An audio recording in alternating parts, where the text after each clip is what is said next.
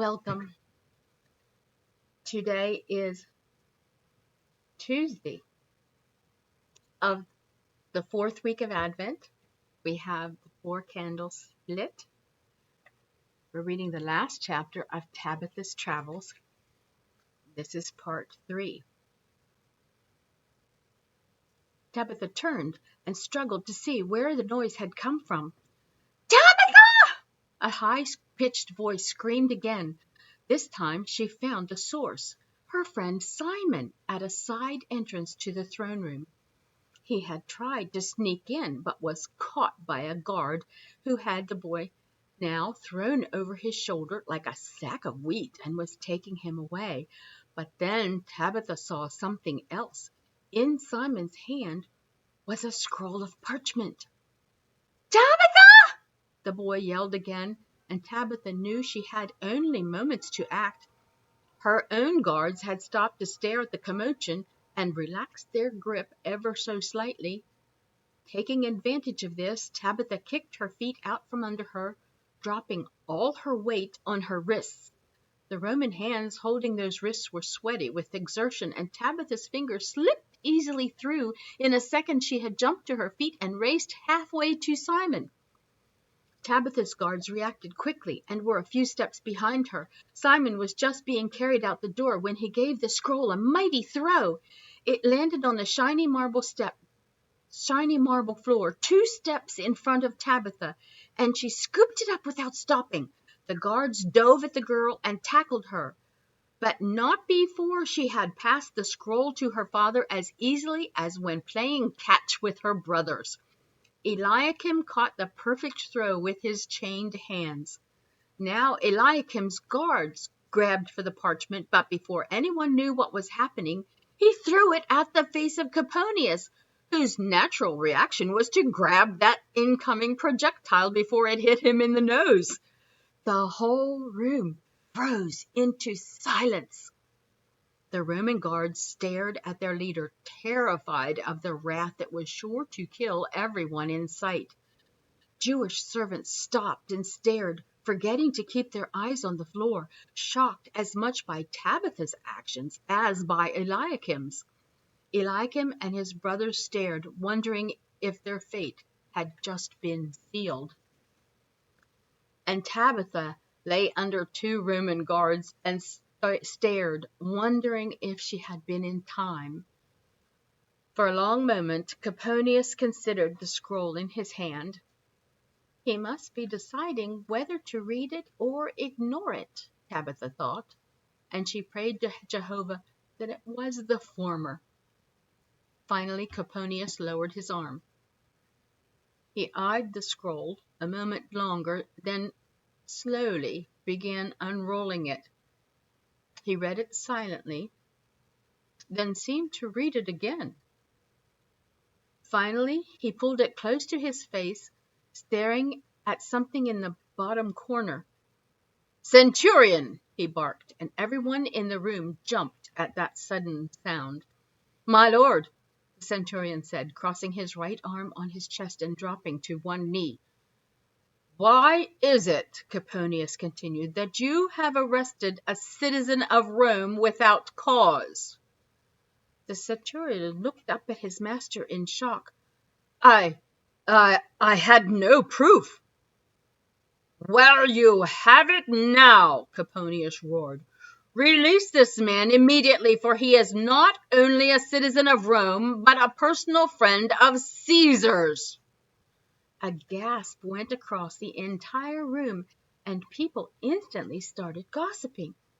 "Do you see this seal?" Coponius continued, shouting at the soldier, who even then was unlocking the shackles on Eliakim's wrists. "This is the personal seal of Caesar Augustus. You have not only shamed Rome by your actions, you have humiliated your emperor." By now, the 3 prisoners had been freed, and the centurion was groveling at the feet of Coponius. Sensing that the tides had turned, the guards holding Tabitha let her free, and in 2 moments and 3 steps she was leaping into her father's arms. "Father, father!" she cried. She buried her head in her father's shoulder and sobbed in happiness and relief. There now, quiet, my little one, Eliakim whispered. Jehovah has seen fit to keep me alive yet another day. Coponius ordered the centurion arrested and taken from his sight.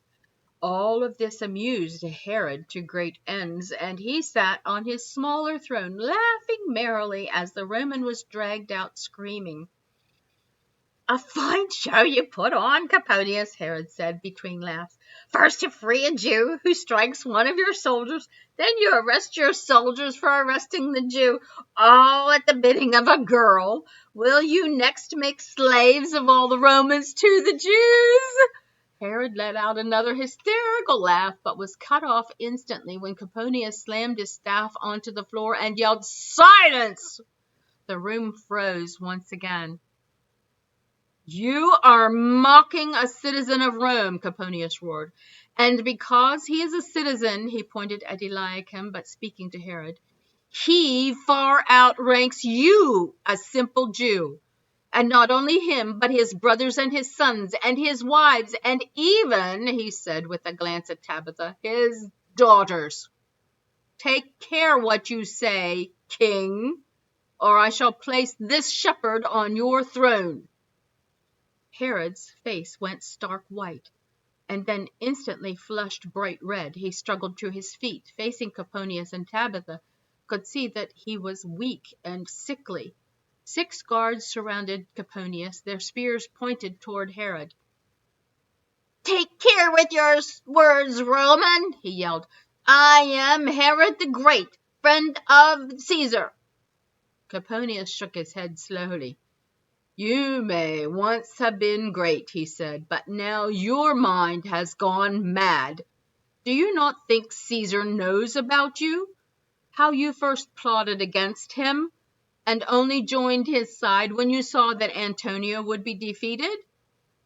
He called you friend because it was to his advantage. But now you have become a liability. Why do you think I am here, O great Herod? Caesar himself sent me to investigate you. Coponius leaned toward Herod and whispered loudly, And if you do not soon die of your own diseases, I will recommend to Caesar that he order your death himself. Herod was shaking, and Tabitha couldn't tell if it was from his fevers, his fears, or his anger. But a moment later he turned his back to Coponius and with the help of his attendants hobbled from the room. With Herod gone, the guards stepped back, and the whole room relaxed.